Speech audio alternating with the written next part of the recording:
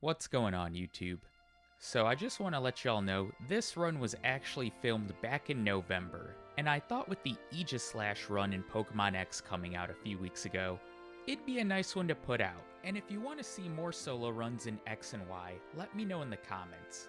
But for today, we're going to be running Greninja, and this is, of course, thanks to the Sanqui tool, which this is one of those Sanqui runs I have just kind of lying around that I thought about deleting the footage for. And I have other runs like Rhyperior and Gardevoir, just to name a few that I thought about just not bringing to the channel. But if those are runs you want to see, again, let me know in the comments and I'll get them edited up and put up for you. But let's go over Greninja's stats. It's a fast, mixed attacker, and for Gen 1 purposes, I think that fits right in. Unfortunately, its defenses are lacking, but I think we may be able to overcome that. Starting with moves like Night Slash and Bubble means that Brock is not going to be a problem. And one thing I do remember about this run is that even though Greninja should be in the medium-slow level up group due to being a starter, it felt like it was in the fluctuating level up group because we were leveling up fast. Aside from the mandatory Bug Catcher and Junior Light Years trainer, I battled one Wild Kakuna. And we're level 12 after knocking out Onix, which both Geodude and Onix only took one bubble to knock out. And the early game for Greninja doesn't slow down at all. Heading to Route 3 towards Mount Moon, I'm going to be doing the bare minimum. I'm going to battle the minimum trainers, I'm not going to pick up Water Gun in Mount Moon, I am going to pick up the rare candy and the escape rope, but I'll touch on later on why this might have been a mistake and probably taking more trainers in the early game would have probably been the call. I take the Dome Fossil in Mount Moon, and when I get to Cerulean, I head straight for Misty's gym, thinking this is going to be an easy first try victory. And this is one of a few rude awakenings I was in for in this run. Night Slash is a 3-hit KO thanks to Staryu using Recover. Remember, the movesets are different in the Sanqui tool. Starmie comes out, I'm expecting super effective damage from Night Slash, it does maybe a quarter, and Starmie knocks me out. And I was really confused as to why Night Slash didn't do super effective damage. I referenced my Crawdaunt video just to make sure I wasn't crazy. And yeah, Night Slash is super effective against Kadabra. I decide to take on Rival 2 next, and the weirdness isn't going to stop there. He leads with Pidgeotto, and Pidgeotto goes down in a few Night Slashes. But I want you to see the battle against Abra here. You can see Night Slash is a Dark-type move when I select it, but Night Slash just does regular damage to Abra when it should be super effective. Just one of the very many janky things I remember from this run. We knock out Abra on the next turn, and the rest of the battle is no problem. Rattata goes down to one Night Slash, and while Bulbasaur could use a grass move, it chooses Poison Powder, and 2 Night Slashes knock it out. By the way, for my rival's name, I'm just going to put this graphic on screen. If you know what game this character is from, let me know in the comments. All I'll say is, I can't wait for the remakes. And as for Greninja, it makes quick work of the first 4 trainers on Nugget Bridge, until we get to that 5th trainer with that pesky Mankey, who has Karate Chop, which is considered a fighting move in this game. I think you see where this is going. And just for reference, I still haven't saved in this run to this point. We can't knock it out with a Water Pulse, and we have to take our second Blackout of the run. In the rematch though, things go my way as Water Pulse critical hits to one-shot the Mankey. And the 2 Blackouts are a little rough at this point in the game, because we're lacking money now, and I could really use it for later on when we get to Celadon, just to buy vitamins, have that extra money for TMs, all that sort of stuff. I do the bare minimum trainers required on the way to Bill's house, and then I'm going to take on Misty again. This time, Staryu is a one-hit KO with Night Slash, and as we knock it out and level up, we have the opportunity to learn Shadow Sneak. Quick Attack Ghost move, I'll take that over Lick. I go for Shadow Sneak on Starmie and... What? Like Scott says, let's cue the silly music. So referencing my Spiritomb video, Shadow Sneak is definitely working on Starmie, and it's definitely super effective. I don't understand what's going on in this run, but let's get back to it. Starmie goes for a next defend, and we have to go for Night Slash from here on out. Thankfully, due to Greninja's base speed and Night Slash's high critical hit chance, it will crit every time we use it, and it's 2 Night Slashes and a priority quick attack to take down Starmie. Now we're gonna head to the SSN. Greninja unfortunately can't learn Body Slam, but we are going to battle the Gentleman here for the rare candy, and we're going to take on Rival 3 afterwards. And thanks to being able to learn Dig, we'll be able to do an early surge afterwards. Pidgeotto is the lead, Night Slash one-shots it. Next is Raticate, I go for Night Slash again, another one-shot. Kadabra surprisingly hangs on from a Night Slash and it just goes for Disable, but we can go ahead and knock it out the next turn. And last is Ivysaur, and while Night Slash doesn't get the one-shot, it misses Sleep Powder, and that's another rival battle down that's pretty easy. But things are going to start picking up in difficulty for Greninja. And unfortunately for poor Lieutenant Surge, even though he has a type advantage in this battle, the battle is still not difficult. Both Voltorb and Pikachu go down to 1 Night Slash. I have Dig for this battle just in case I lost, but I decide let's go for Dig to see if we can one-shot Raichu, and we do. So no need to use Night Slash. And so far through the first third of the game, let's call it, Greninja has had some bumps and bruises, but it hasn't really gotten walled by anything. There's definitely been some jank, but nothing we couldn't overcome. But what if I told you that Greninja post-Rock Tunnel had an in-game time of 1 hour and 8 minutes? Currently the fastest pace I've ever had. Well, we're not going to have a Rock Tunnel timestamp this week, and we're just going to pick things up right in Celadon City. And I'm going to head straight to the game corner. I want to get the high money items. I want to battle Giovanni because I'm hurting for money right now and we need some vitamins. As far as the battle against Giovanni, it's the typical Giovanni game corner battle with a water Pokemon. Water Pulse knocks out the 2 rock Pokemon quickly, and Night Slash is a 3-hit KO on Kangaskhan, who goes for Mega Punch followed by Rage to essentially hand us the battle. With Rockets rid from Celadon City and the Sylph Scope in hand, it's time to do some Celadon shopping. I sell off some of the items picked up within the Rocket Game Corner, some Super Potions and TMs that I'm no longer going to use, and I pick up 3 Calcium to boost our special.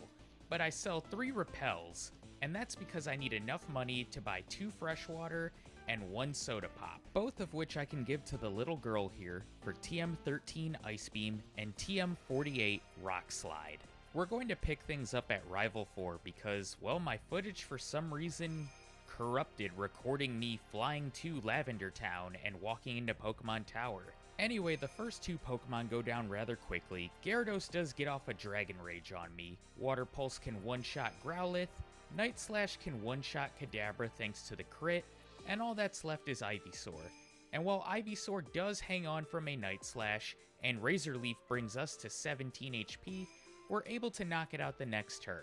And this run has already been full of so much jank and footage being magically corrupted somehow. I just thought that this was like some type of cursed run at this point, even though I did only record it, a few months ago. But after Pokemon Tower, we have to decide, do we want to do Silphco, or do we want to do Cycling Road? Well, I do have a few notes down from this run back in the day, along with some of the others I recorded then. And one thing I noted here is that Greninja can't learn Swords Dance, so it's a pretty easy answer from there. We're going to go to Cycling Road next, but of course I'm going to pick up some optional battles, along with getting the hidden rare candy here. And I should have also picked up the hidden PP up. But we're going to be picking up some optional battles because I'm not fully confident that Greninja can take on Koga right now. But I'm also not very confident that Greninja could take on Rival Fivel right now. Although Silphco does have a lot of trainers that we could train up against.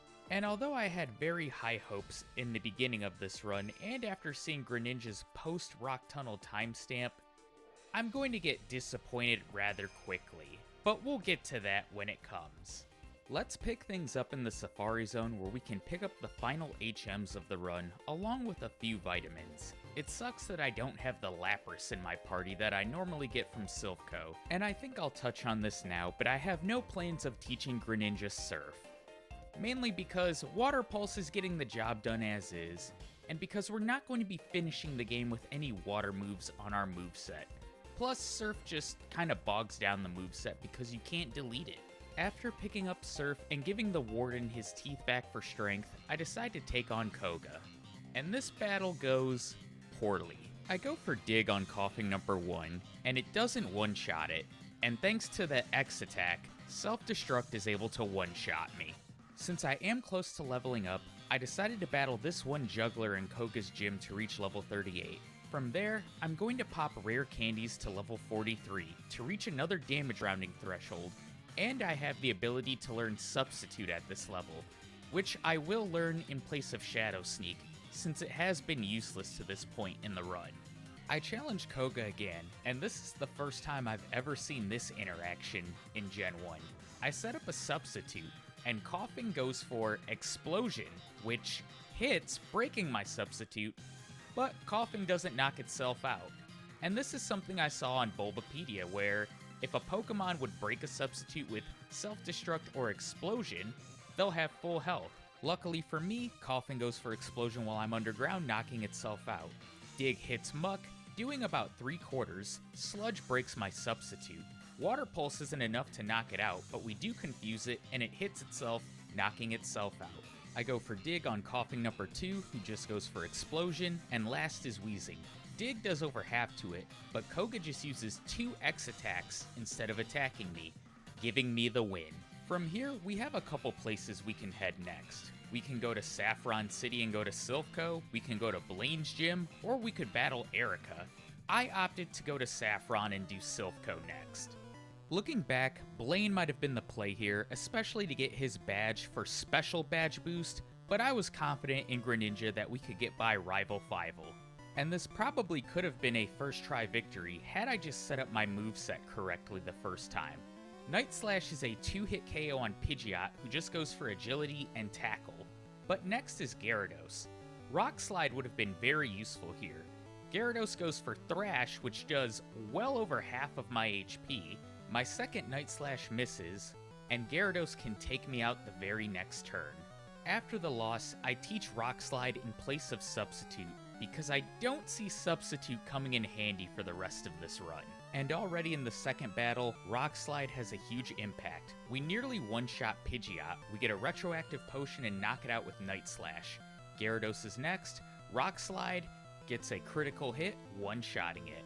Alright, next is Growlithe, I go for Rock Slide on it, it's a one-shot. I opt for Dig on Alakazam because it's physically frail, it goes for Reflect, Dig does half, I go for Night Slash, finishing it off. And last is Venusaur.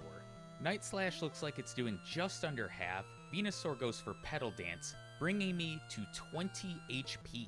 I go for Dig, hoping for the range, I don't get it, but I get a retroactive potion, I go for Dig again, and we knock it out on the next turn. I'll take the second try victory against Rival Fivel. All that's left is the Giovanni battle here, which, as you know, is never really a challenge, especially for a water Pokemon. I did get poisoned by the rocket before this battle, but Dig, Night Slash, and Water Pulse are more than enough to either 1 or 2-shot his entire team. With Giovanni out of the way, there's only one thing left to do in Saffron, and that's to take on Sabrina herself. Being that we're part Dark type, her Pokemon's attacks aren't going to be able to affect us, except for Sanqui Venomoth, of course. She leads with Kadabra. Unfortunately, Night Slash isn't super effective, but it does nearly one-shot it. It just goes for Reflect and we can knock it out the next turn. Mr. Mime is frail defense. Rock Slide doesn't get the one-shot, but it just goes for Light Screen. We finish it with Night Slash.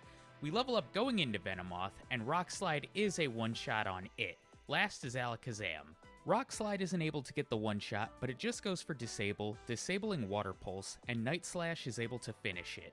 With Sabrina out of the way, we only have 3 gym leaders left, Erica, Blaine, and Giovanni, and we have to beat the first 2 before we can face Giovanni.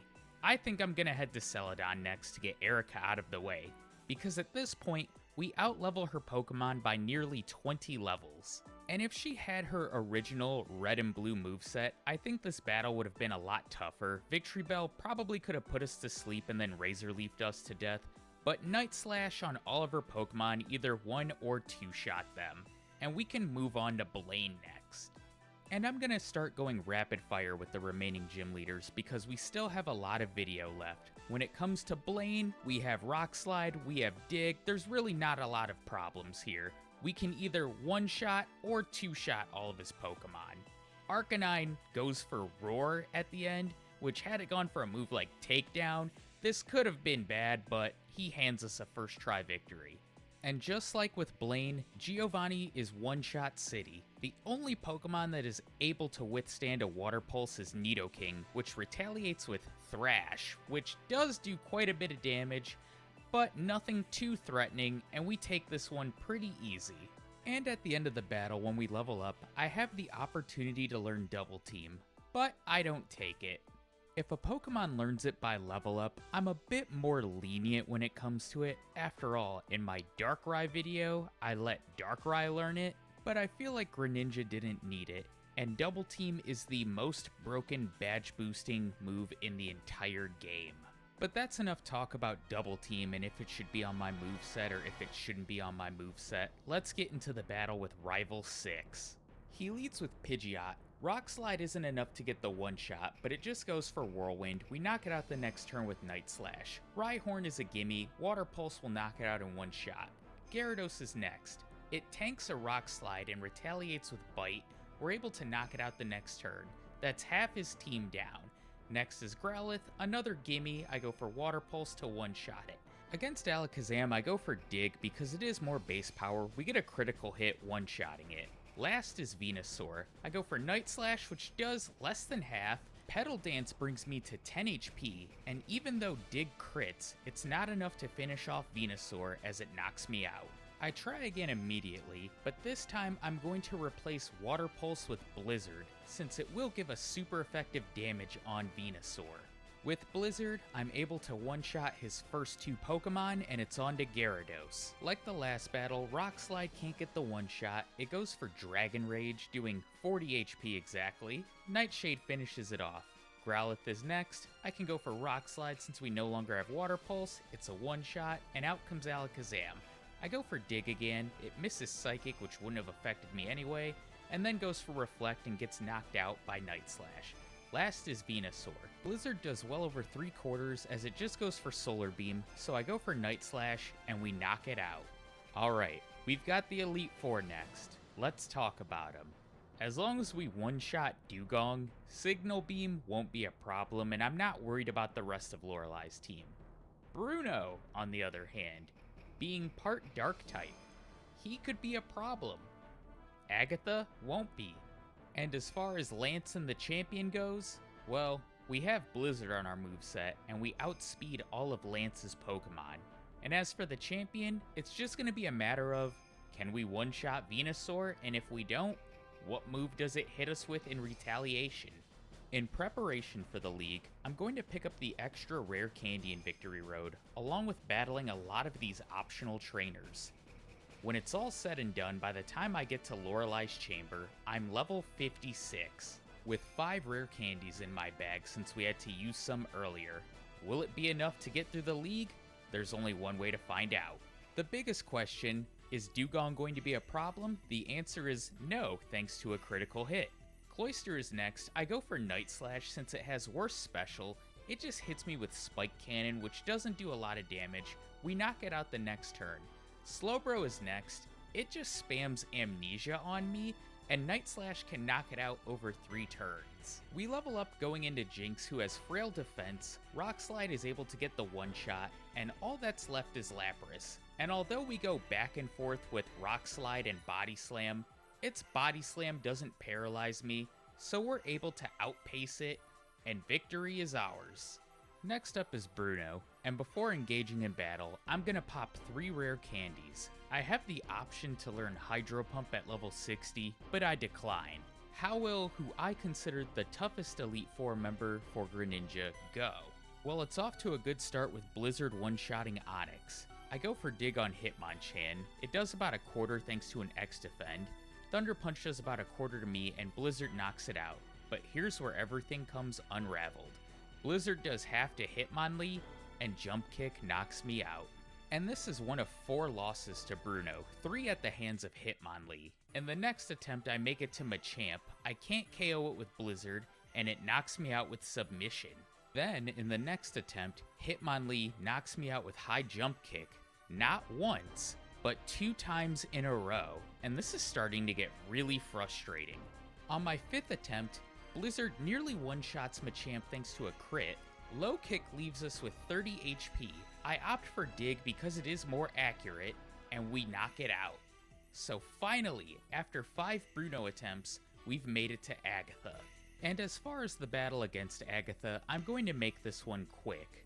Night Slash isn't super effective against the first Gengar, so I just switched to Dig, and Dig is able to one-shot her entire team, with the exception of Golbat, who goes down to 1 Blizzard.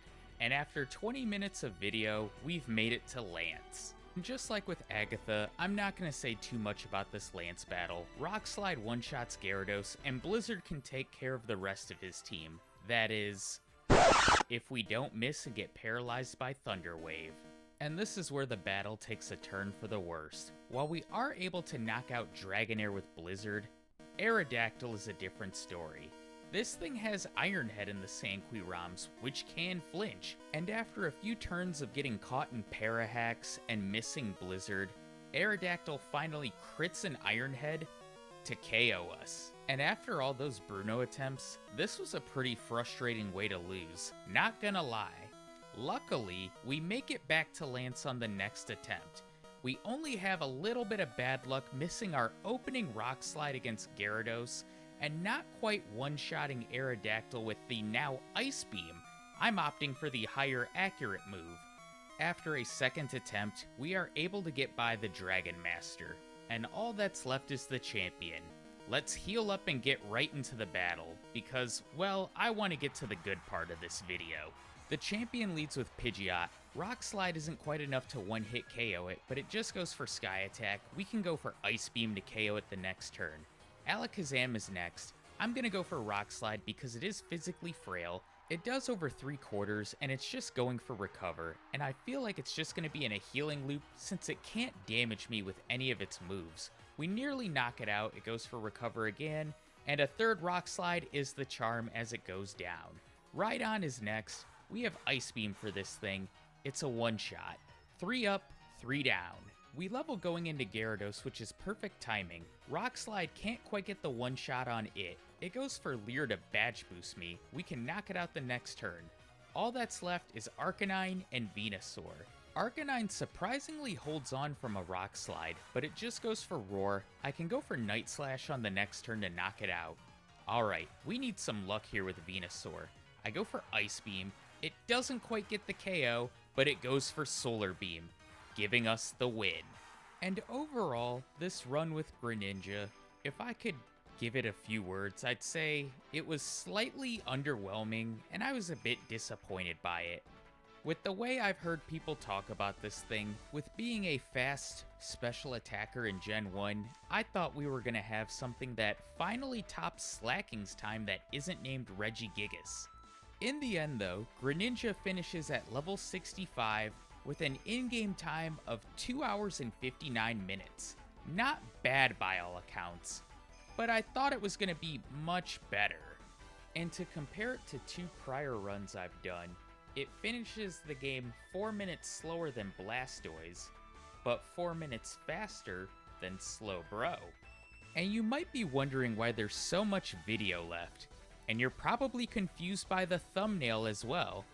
Well, I got an idea that was kind of inspired by J-Rose's Caterpie video. You see, I really want to see how Greninja can do in its home region of Kalos. That's right, we've got a Greninja double feature. I thought, since I did make this Sanqui run back in November, why not combine the two into one big video?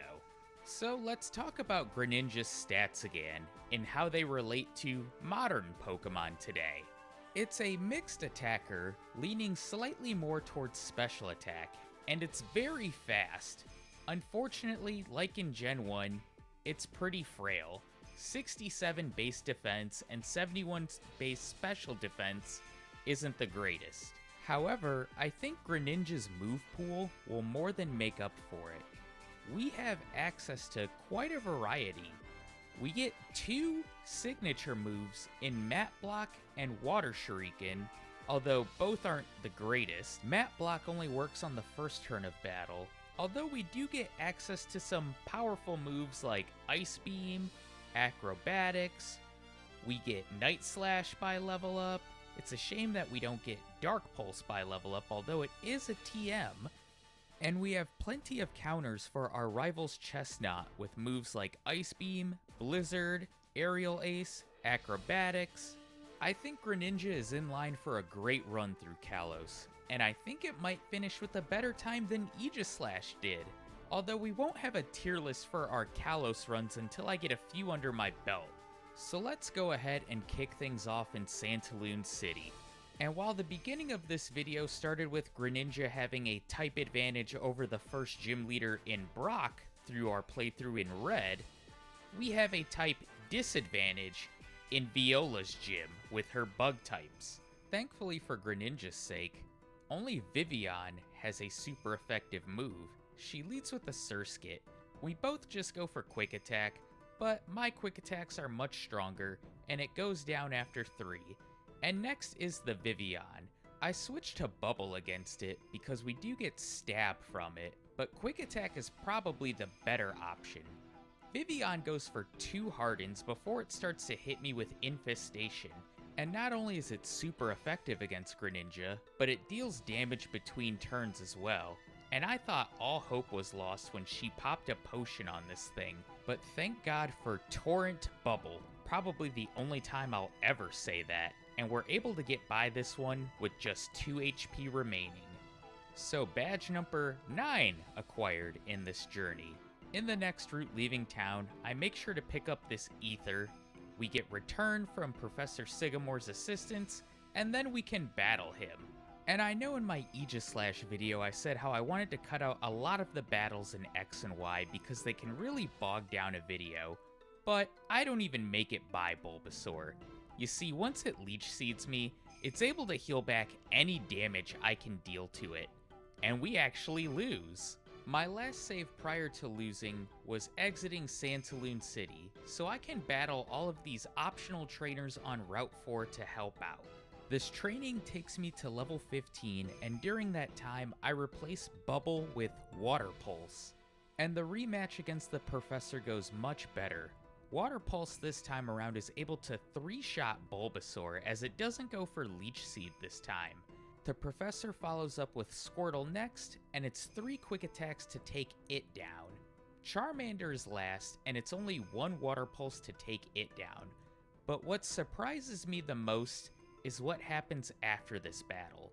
When I go to select my Kanto starter, it's Whismur, Vanillite, and Cleffa. I take the Whismur hoping that it's just some weird glitch and it will turn into a Squirtle, but it doesn't. So now I need to get another Surf, Strength, and Waterfall user. We can head to Campferior Town next, where there's the Snorlax blocking the path on Route 7, and we need to head to Parfrum Palace to get the Pokeflute. I couldn't show this off in the Aegislash video because, for some reason, the footage didn't record, but there's some things I can show in this video that I couldn't show in the last one. For instance, in the courtyard here, not this first statue, but the next statue, if you check in front of it, there's a hidden rare candy. I also pick up the HM for Cut here, I rescue this guy's Furfuro, and then me and Shauna watch some fireworks like it's 4th of July before returning with the Pokeflute to wake up this Snorlax blocking the way. We can arrive in Amberette Town, and the first thing I'm going to do is pick up the Heart Scale that's hidden behind the Pokemon Center. I get Rock Smash from the lady outside of the Pokemon Center, talk to the scientist about some fossils, take a ride on a Rhyhorn to Glittering Cave, where once we arrive there, we have to do away with Team Flare. But Team Flare is no match for me or my rival Callum. And once we do away with Team Flare, we have our choice between the Jaw Fossil and the Sail Fossil. If it were up to me, I would take the Dome Fossil. But since we're in Kalos, I'm going to take the Jaw Fossil. I can get the dowsing machine from this lady as I exit town, and then we're gonna backtrack to the beach where there's this hidden rare candy right here. Let's pick this up in Solage City, where we can finally take on our second gym leader, Grant. Grant leads with a Mora, and we're gonna go for Water Pulse, and I'm hoping that we can get the one hit, which we don't, and a Mora paralyzes us with Thunder Wave. We get stuck in Parahacks, and we can't knock it out until the next turn. But now we have to deal with Tyrant, who can flinch us with both Stomp and Bite. And I need to remember to start grabbing cherry berries from Camphirier Town, because thanks to Flinch, Bad Luck, and Parahacks, we lose this first attempt. Of course, we try again immediately. Water Pulse is still doing over half as we get paralyzed immediately again, but thankfully, we get through the Parahacks and we're able to knock out a Mora rather quickly. Here comes Tyrant. I'm gonna put some smoke screens on it just to see if we can get a little bit of luck with it missing attacks so we don't get flinched. I do get stuck in Parahacks, but Water Pulse does well over half to Tyrant, and with 10 HP left, we hit a Shadow Sneak, which has priority, and get the win. And there's something I forgot to do before leaving town, which I'll touch on later. We can go ahead and head to Route 10, where we clear out mandatory trainers for some extra experience, along with the mandatory Team Flare grunts, because we do have Karina as our next gym leader, who's a fighting type specialist. But after clearing out some trainers and the Team Flare grunts, we're going to arrive in Geosenge Town. This place isn't important now, but we're going to be making a return later in the playthrough. And as you know, on our way exiting town, we have to battle Karina. Normally I wouldn't show this battle, but this is a little preview for what we're going to be up against. You see, Water Pulse does maybe half to Lucario, and it does over half to us with Power Up Punch. Her second brings us to 1 HP with Power Up Punch. Surprisingly, Greninja somehow held on, and considering she doesn't have any Lucarios in the gym battle, this could be a rough one.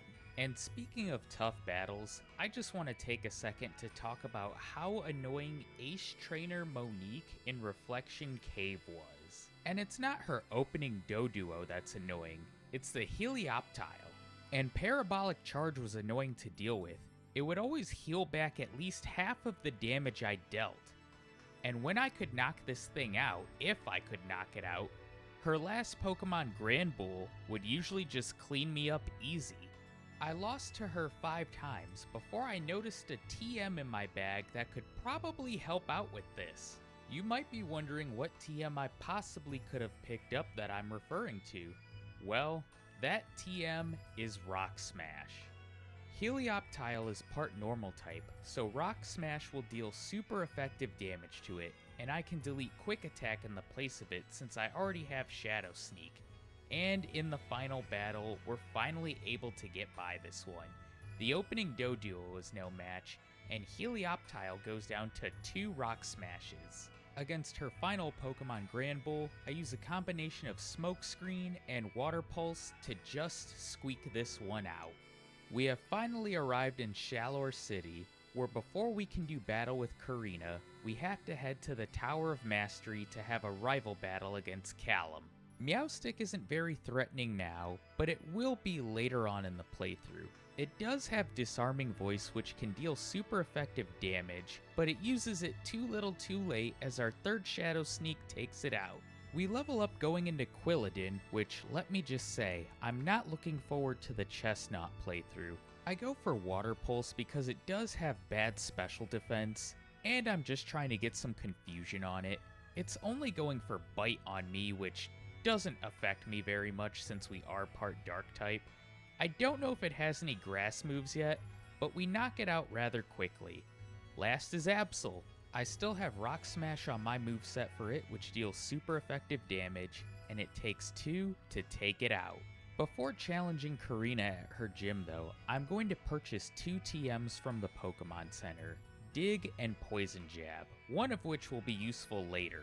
We can make our way to the Shalor City gym, and I spoke earlier on a mistake that I made, and that mistake was not getting Aerial Ace from the connecting cave in Solage City, because Aerial Ace would have made the trainers in this gym a whole lot easier. While there's two that I don't struggle against, there were two that really gave me problems. And when I finally made it to Karina herself, I stood absolutely no chance. So I took the little bit of a time loss, I caught a Slowpoke as an extra HM user to replace the Squirtle that I would normally get, and I backtracked for Aerial Ace. And after adding Aerial Ace to my moveset, Karina was no problem. All of her Pokemon, with the exception of Hawlucha, were one-shots with Aerial Ace. And thankfully, instead of going for Flying Press immediately, Hawlucha went for Hone Claws instead. I get Surf from our rival Callum as we leave town, and I'm going to teach it to Greninja immediately in place of Water Shuriken. It's going to be a lot more powerful going forward. On the next route, I do some optional training. The next gym leader we have to deal with is Ramos, the grass-type gym leader, which I'm also going to pick up leftovers here. But Ramos isn't going to be a problem, thanks to a TM we can get. We can talk to this girl in Comarine City once a day, and she'll give us a quiz about a move she's describing. And in this instance, the TM we get for answering correctly is Acrobatics. If you don't know how Acrobatics works, it's a base 55 flying type move, where if you're not holding an item, its power is doubled to 110. And although I forget to teach it for this rival battle against Callum, it's not needed. Meowstic goes down into one feint attack. Aerial Ace is more than enough to take care of Quilladin, and against his final Pokemon Absol, it's just one Surf and one Aerial Ace to take it out. After this battle, I make sure to teach Acrobatics to Greninja, and Acrobatics makes clean work of Ramos. Jump Bluff, Go-Go, and Weepinbell are all one-shots.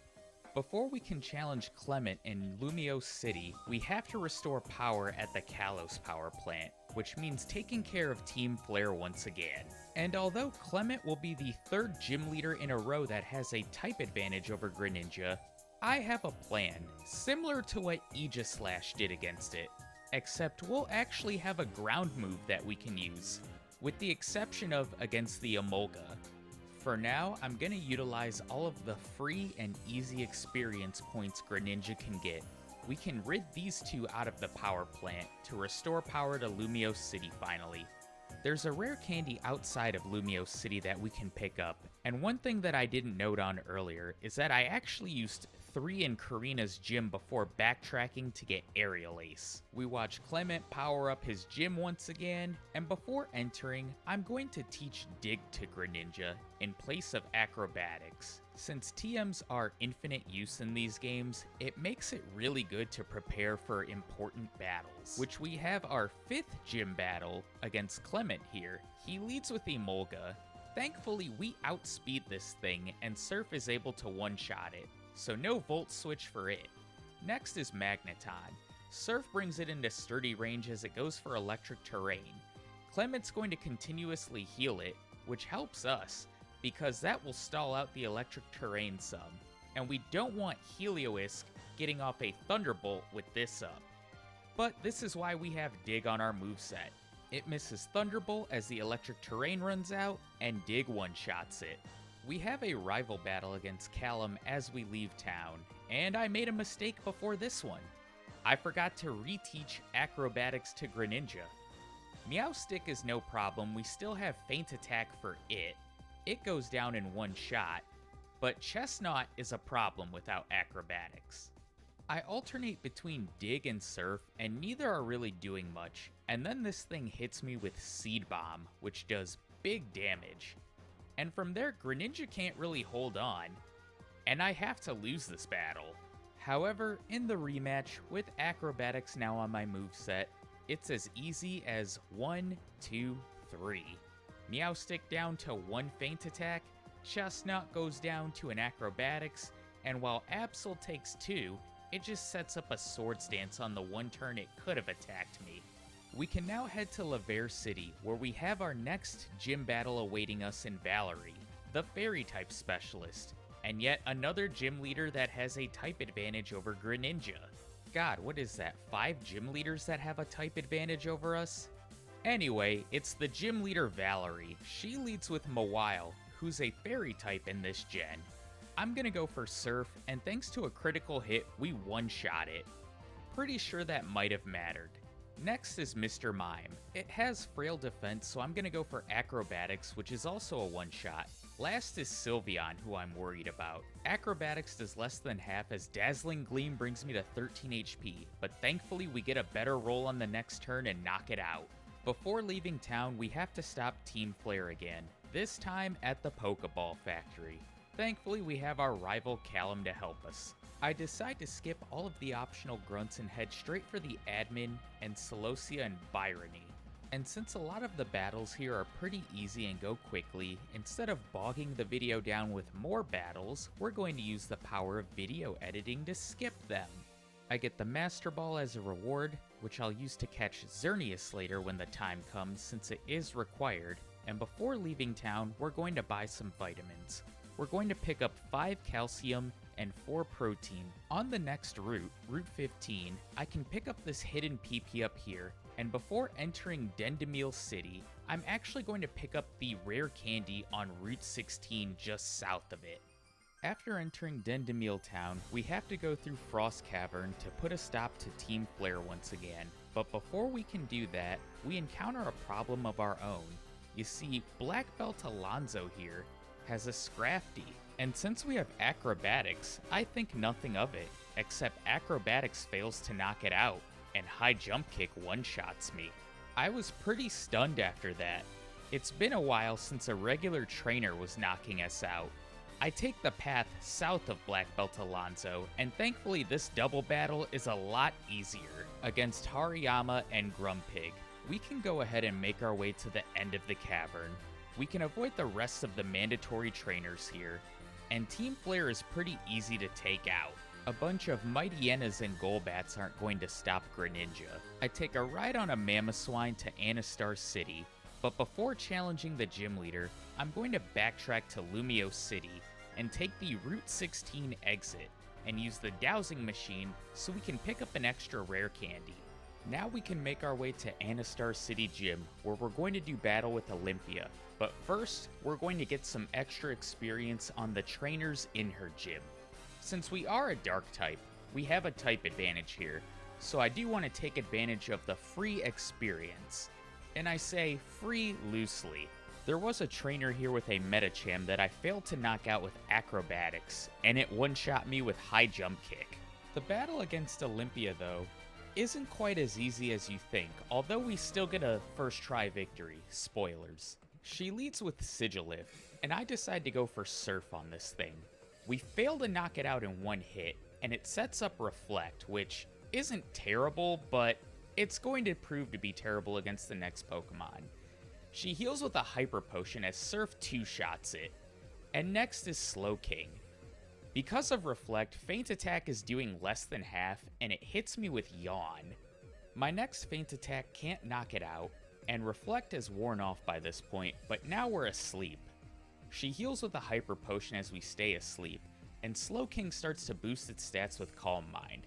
Thankfully, we wake up, and Feint Attack gets a huge critical hit to where we can knock it out over 2 turns. We level up going into Meowstic. It just goes for Calm Mind on the one turn it can attack me, and 2 Feint Attacks are enough to take it out. With Olympia out of the way and 7 gym badges in hand, you know what section of the game is coming up next. It's Lysander's Labs, which is the equivalent of the Rocket Hideout and Rocket Takeover in Generation 2. Anyway, in this section, I'm just gonna briefly explain Lysander's ambitions, but I also want to touch on a few other things. And that's the battles against Lysander himself were actually kind of difficult. I actually lost a few of them, and this is going to give me some preparation for the league with Siebold's Gyarados. Lysander's Gyarados actually knocked me out a few times in each of the 3 battles you have with him, which I didn't really show off in the last video, but I'll briefly show them in the background here and just give a little bit of an explanation. Gyarados, it hits like a truck, it has Intimidate, and unfortunately we don't have access to a TM like Rock Slide yet, only Rock Tomb, which I did try a few battles and it just wasn't getting the job done. Eventually I had to go for a strategy of Protect and Grass Knot, essentially tanking 2 Outrage hits and then using Protect on the last one, hoping that it hits itself in confusion, knocking it out, and then knocking out his remaining Pokemon from there. So with all that out of the way, if you've never played X and Y, here is Lysander's goal. He wants to create a perfect utopia, and he will destroy everything first in order to do that. He wants to destroy mankind and Pokemon, and he wants to use Xerneas to help create his utopia. Fortunately, the world has a hero in us to stop him. After defeating Lysander for the third and final time, he destroys his weapon and himself in the process. So let's pick this up in Koraway Town, where the first thing I'm going to do is pick up this rare candy, and then we're going to have a battle with Professor Sycamore. I'm only showing this because let's pour one out for how Bulbasaur kicked my ass in the beginning of this video.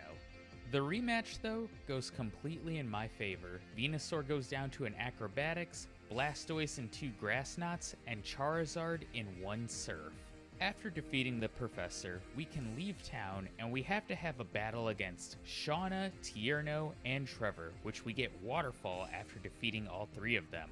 But we can't use it outside of battle just yet until we get the 8th and final gym badge. So what do you say we head to Snowbell City Gym and do just that, and battle against Wolfric?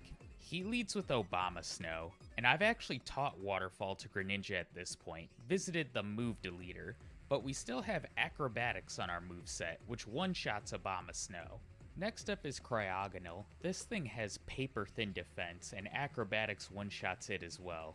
Last is Avalugg, and I remember how much this thing gave Ash trouble in the anime.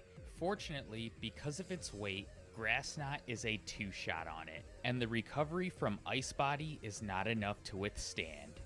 We've gotten all 8 gym badges, and more importantly, for defeating Wolfric, we get the TM for Ice Beam, which is definitely going to come in handy during the league. Before heading to the league, I make sure to pick up some important TMs like Rock Slide and Scald. Unfortunately, the TM for Dark Pulse isn't available until the post-game. In Victory Road though, we have one last rival battle with Callum. So Callum leads with Meowstic for the final time, and we have an upgrade over Feint Attack now in the form of Night Slash, although I'd prefer Dark Pulse. Although Meowstic does get off a Fake Out, we one-shot it with Night Slash. Next is Altaria. Night Slash is a 2-shot on it as it just goes for Dazzling Gleam. Thankfully, Altaria's attack stat is kind of trash, although Mega Altaria will be a fun run eventually. That's 2 down as Chestnut comes out. We have Acrobatics for it, and that's 3 down. Next is Absol. Acrobatics nearly knocks it out. It just goes for Slash. We're able to finish it on the next turn, and all that's left is Vaporeon. We still have Grass Knot on our moveset, which does maybe a quarter. It hits me with Muddy Water, so I go for Acrobatics, and that's enough to finish it. The final rival battle in the books, we can now head off to the league and do battle with the Elite Four. And as you might have guessed, Malva is going to be the easiest of the 4, where last run she was one of the hardest. Of course, for the other 3, I have to imagine that Drasna will be the second easiest, followed by Seabold, and then Wickstrom. Unfortunately, I was in for a rough time. I was correct about Malva. She was by far the easiest member. In this first battle, I had Waterfall on my moveset, which I am going to be changing up my moveset. It was nearly a one-shot sweep on her entire team, with the exception of Torkoal. And I went after Drasna next. I added Ice Beam to my moveset before this battle, and I kind of wonder how Blizzard would have done. Anyway, Ice Beam can't one-shot Dragalge, which hits me with Thunderbolt, doing nearly half. We can finish it the next turn, and out comes Altaria. It's double weak to Ice Beam and goes down in one shot. Unfortunately, this is where the battle ends, as Druddigan withstands an Ice Beam, and Revenge one-shots me. This is a bit of a problem, as I thought I had the league mostly figured out. I figured Wickstrom would be my toughest opponent, which he was, and I'm not going to bother showing all the losses against him. But let's talk about a battle with Seabold. Seabold leads with Clawitzer. Because of this thing's ability Mega Launcher, all of its attacks are going to be powered up, and its Aura Sphere nearly one-shots Greninja, with not even a critical hit. I have the leftovers for this battle, and 2 Grass Knots is able to take it out. This helped me think of a strategy for later on though. Barbaracle comes out, one Grass Knot is able to one-shot it. Next, Seabold's going to send out Starmie, and Night Slash is enough to deal with it. But last is that pesky Gyarados with Intimidate, and his Gyarados also knows Earthquake. And if it weren't for Intimidate, my critical hit Rock Slide probably would have one-shot this thing, but instead, it hangs on and knocks me out with Earthquake. But after a lot of losses and a lot of trial and error, I figured out the strategy to finally get through the league, and I'm going to go over it all. As I've mentioned before, Malva is a pushover. But this time, I've gone back to the move deleter, and I've gotten rid of all of my HM moves, and for her, we're going to be using just Scald, which is able to one-shot her entire team. But next up is Drasna, and this is where we start implementing a bit of a strategy change for each member. For Drasna, I'm going to have the leftovers on while also teaching Protect and Ice Beam to Greninja. I go for Ice Beam on Dragalge. It doesn't one-shot even though we crit, and Thunderbolt does about a quarter of our health, which, if this thing paralyzes you with Thunderbolt, it's a loss. Anyway, she uses a full restore, 2 Ice Beams knock it out. Next up is Altaria. We can one-shot this with Ice Beam. And next up is Druddigon, which we know from the last battle, Revenge does big damage. Ice Beam nearly knocks it out, but it just goes for Dragon Tail this time. She uses a full restore and 2 Ice Beams are able to knock it out, and all that's left is Noivern, which just like Altaria, goes down to 1 Ice Beam. That's 2 league members down, but actually this run that I'm on wasn't the winning attempt. In my actual winning attempt, I popped rare candies after Drasna. Because against Seabold, there's a certain move I want, and I want it for Wickstrom as well, and that move is Water Shuriken. So for Seabold, I'm gonna have the leftovers on still, but now my moveset is Protect, Grass Knot, Water Shuriken, and Night Slash. He leads with Clawitzer, which, by the way, this is an older battle against Seabold. I deleted so much footage that were losses, I accidentally deleted winning attempts as well. Anyway, the strategy is Grass Knot, Protect to recover some HP with leftovers, and Grass Knot to finish it. Barbaracle comes out next, we're gonna do the same thing. Protect to get some HP back, and Grass Knot it. Grass Knot gets the one-shot thanks to it being double super effective. Against Starmie, I'm gonna go for straight Night Slash because I don't want this thing using Light Screen. And last is Gyarados. It has Intimidate. Grass Knot is doing less than a third, it goes for Dragon Dance, and now I go for Water Shuriken to make sure that Grass Knot doesn't put it in a healing range, and our next one can knock it out, as we barely survive an Earthquake. So one thing I forgot to mention with Seabold. In the actual winning run, I popped rare candies after Drasna so that we could get to level 75. Wickstrom requires all of the luck though. Against him, I have a moveset of Water Shuriken, Dig, Protect, Night Slash with the King's Rock. Klefki is annoying. If this thing uses Torment, reset. Dig can't get the one-shot as he uses a full restore, and Klefki actually hits me with a Torment, but I decide to play the battle out. My next Dig can knock it out. And next up is Aegislash. I'm gonna go for Protect because I want it to use Sacred Sword, which it does here. I'm gonna go for Night Slash next, which if this thing gets you with King Shield, also reset because you can't afford the attack drop. Scizor is where you need some luck. You either need flinches or you need it to bring you into red health with X Scissor, which it does here, which puts us in Torrent range. So now Water Shuriken's power is increased, and thanks to a 4-hit, we knock it out.